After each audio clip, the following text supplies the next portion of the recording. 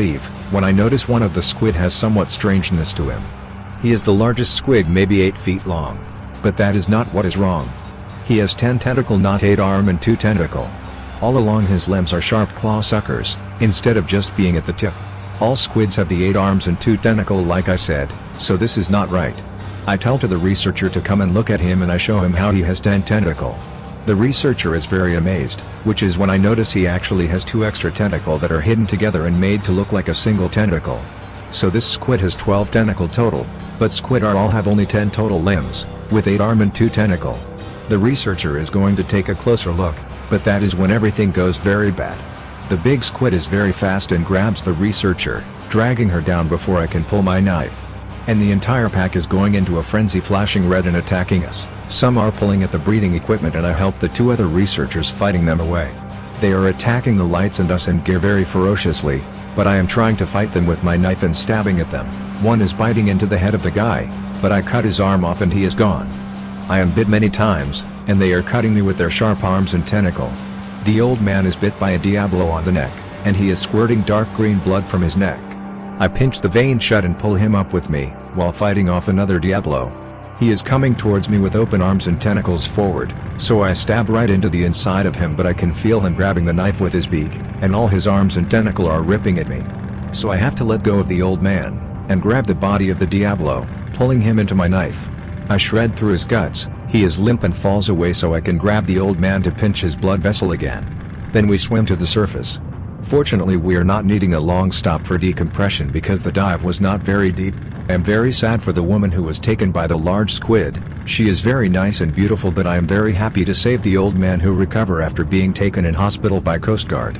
I have to make a lie up to the insurance because the biologist does not want to be refused from doing the research, and if the insurance might know the danger of the squid they will charge many more times the price. Now I am taking my abuelita's advice to avoid the Diablo Rojo, which I should have done many years ago. Never again do I swim at night. The next story is another one from Frank, who seems to have simultaneously the best and worst luck when it comes to sea life.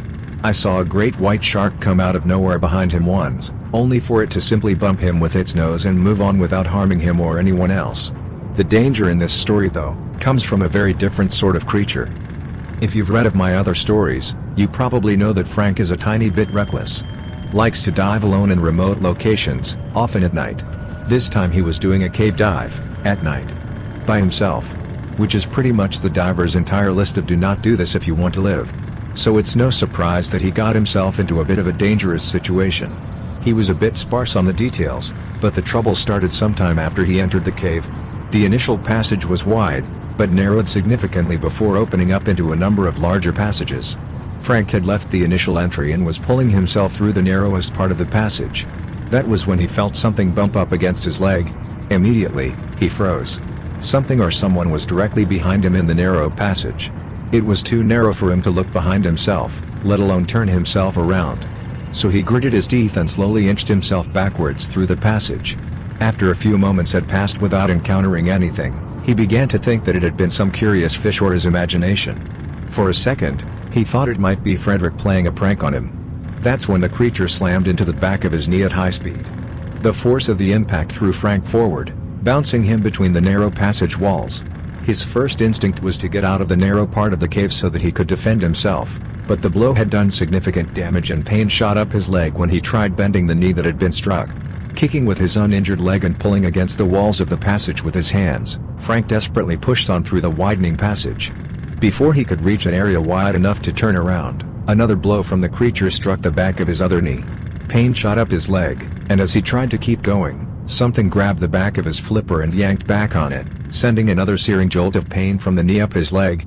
On the verge of panic now, Frank desperately pulled himself forward through the passage, where it finally mercifully widened enough to turn. He whirled around to face his attacker, and found himself staring at the long, fleshy snout and beady eyes of an Amazonian river dolphin. The creature stared at him from a few feet beyond his reach in the narrow passage, partially obscured by the blood now beginning to cloud the water. Frank's first thought was, "You shouldn't be here." Which is true. As the name would seem to indicate, Amazonian river dolphins live in rivers, not caves, the ocean, and this species of dolphin was freshwater. Frank was in the right part of the world to meet one of these dolphins, but the one in this cave was extremely out of place. Of course, whether something should or shouldn't be somewhere didn't change the fact that there was a very large, very intelligent animal that seemed to want him dead, blocking his exit from the cave. The dolphin stayed nearly perfectly still as Frank stared him down into a pair of dead, beady eyes. Slowly, Frank reached back to the leg holster for his knife only to find it empty. The dolphin didn't blink or move, but Frank said he saw an imperceptible change in the thing's eyes. It didn't vocalize or even move an inch, but Frank knew from what he saw in those eyes that it was trying to kill him. Not because it was going to eat him, not because he was in its territory or any other reason animals usually kill. It was going to kill him because it wanted to. Because it liked it. Frank has always said that he's never seen a true sea monster. That thing in the cave, though. He told me. That was a sea monster. The standoff lasted for a few more minutes before Frank decided it was in his best interest to move further down the cave. Slowly he backed himself down the widening passage, keeping his eyes locked with the killer that shadowed his movements from a distance. The entire time the thing never vocalized, never made a sound, which scared Frank almost as much as the attack itself. Dolphins wear their emotions on their sleeve, he said to me. They are very expressive creatures, and I've never seen one be this quiet. Before or since. Frank continued backing down the passage, glancing back over his shoulder to see how close he was to the main chamber. Without warning, the dolphin struck. But Frank had been expecting that. He whirled back around, hands out in front of his face. The creature hadn't had enough space to build up a lot of speed, and Frank was able to push the blow aimed at his mask to the side with his forearms before grabbing the thing's snout and slamming it into the cave well several times. It thrashed and spun, knocking Frank's grip loose. It backed up a few feet and kept its distance as Frank considered his options. He couldn't stay put forever, and the chance of help arriving was slim to none. If he tried to leave the cave, the dolphin would probably just push him back. There was no exit further down the cave as far as Frank knew. Several sections were unexplored, but he didn't want to bet his chances on finding an exit while being chased by a killer dolphin. That seemed like the only option though, so Frank began to back up further through the passage. His attacker followed him again, albeit at a further distance than before. Right as Frank reached the part where the passage opened up fully, he slowed to a stop with one hand resting on the cave wall. In a flash of movement, the dolphin streaked forward through the water toward Frank. He had only one chance to get this right. Now, that thing was smart. And he knew it. Frank said to me, sipping at his bourbon. But he didn't know that I knew it. And what else he didn't know, I was smarter. Frank had guessed that the dolphin's goal was to get past him the large section of the cave, where Frank would be unable to properly defend himself in the larger open space with his injured legs. And if he tried to get out the cave through the passage, it would either drag him back in or kill him in the open water outside. Frank had only one chance to get it right. As the dolphin burst past him, he slammed one hand into its stomach while grabbing the head and snout with the other. With its momentum briefly halted, he pulled it tightly into a bear hug.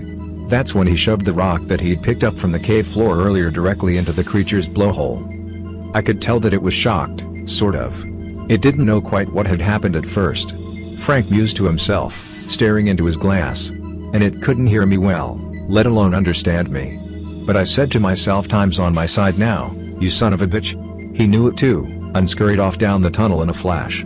I could see him trying to get that rock loose. There was a few bubbles I saw, but I'm fairly certain it was stuck in there real good. Frank chuckled, drinking the rest of his bourbon. And when I finally got out the cave up back to the surface slowly, mind you on account of being unable to use my legs, that's when I saw him again in the moonlight. He was gasping for air, all pathetic like. Couldn't get enough past that rock to breathe proper, and couldn't dislodge it neither. I looked him straight in the eye and then I swam away. I'd imagine he perished shortly after, the murderous son of a bitch.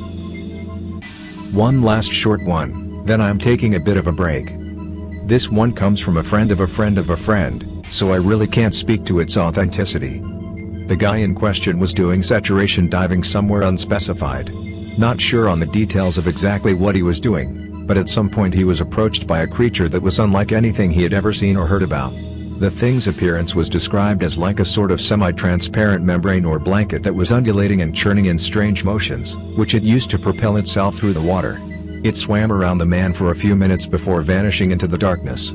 It was around 4 feet in diameter and, as I said, shaped like a sort of floating translucent blanket. The description doesn't match anything I know of, so it's possibly a new species.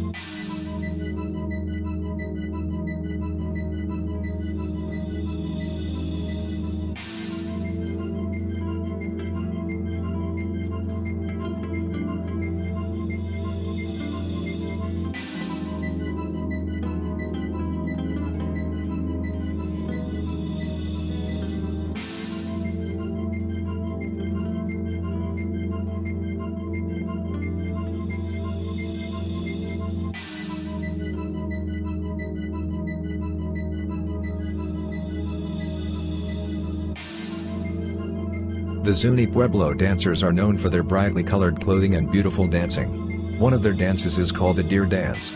In the following story, a woman in Santa Clara, New Mexico went to watch her Zuni friend perform the deer dance with a troupe. She noted that the dancers wore bells on their ankles, and that they used sticks with bells to stomp the ground. She also noted that these bells had a distinctive ring to them. After the show, the woman and her friend drove back together to his place and stayed in his car a while, shooting the breeze. What follows is her account of what happened next. Pic-related, Zuni dancers. My buddy lives in Santa Clara Pueblo, pretty close to the river, and is actually like the last line of houses before you go to the forest. Anyways, I got out of car and started hearing bells, and I'd heard that sound before, so I looked around but couldn't really see anything. Then I realized, it was the same sound and rhythm that the dancers' bells made. I knew no one should be dancing this late, 10 p.m. So I thought it was so weird. Across the street, where the light from the porch light couldn't reach, there was a stop sign, and beside this stop sign was where the bells were ringing in rhythm. First I see a shadow of a person dancing. It was wearing deer dancer attire, except it looked like something the ancestors used to wear. Today they wear leathers and skins, but this one not about it. So I stood watching it and it was like it was hypnotizing me with its dancing. Then I realized it was taller than the stop sign, that's like 10 to 12 feet at least. So I look again and I realize it's a giant shadow being that is like 12 feet tall, dancing like it wanted me to see it, which they are said to do here. Only women are supposed to be able to see the deer dancers before dusk, and feed them. It had huge elk horns, like 6 feet across. The torso was like a barrel, probably 5 feet in diameter. I'd say the arms were 2 feet in diameter, and the thighs were like the same, equal proportions. The shadow being was muscular, just ripped like a bodybuilder. At that time my friend comes out of the car and asks, "What is that noise?" Me being stuck, I just couldn't say anything but stare. And then he sees it, and starts spitting at it. He tells me to get inside quickly, but he goes towards it and tells it something in Tewa, Danoan language spoken by Pueblo people. Then he comes inside. I was like, "What was that?" And he just says it's a chug? I still don't know what means, but that was one of the biggest shadow people I've ever seen. Note, the woman found out later that chug means an evil witch. This happened around the summer of 2009 to 2010 in Santa Clara Pueblo, 1 mile west of Española, New Mexico, 15 miles east of Los Alamos. Okay, 2 of my dad's experiences. Background: Dad was an LDS missionary on the Navajo reservation in the Four Corners area. At least twice he had close encounters with persons/beings he believed to have been skinwalkers. The first event occurred with both my dad and his missionary friend present. They were studying scriptures in a rented trailer. They'd rented it from a Navajo man who later wound up in jail for drugs, I think. I'll refer to this Navajo man as Bob, for simplicity's sake. So Dad and his friend are in their rented trailer studying the scriptures, sitting just a couple of yards from each other, when Dad suddenly notices a strange older Navajo man standing right in front of him. Dad hadn't seen him enter and had no idea how the man had got there. So the old man asks, in Navajo, "Where is my son, Bob?" Dad, completely surprised, simply replied, "He's not here." He was too afraid to upset the old man, so Dad conveniently left out that Bob was in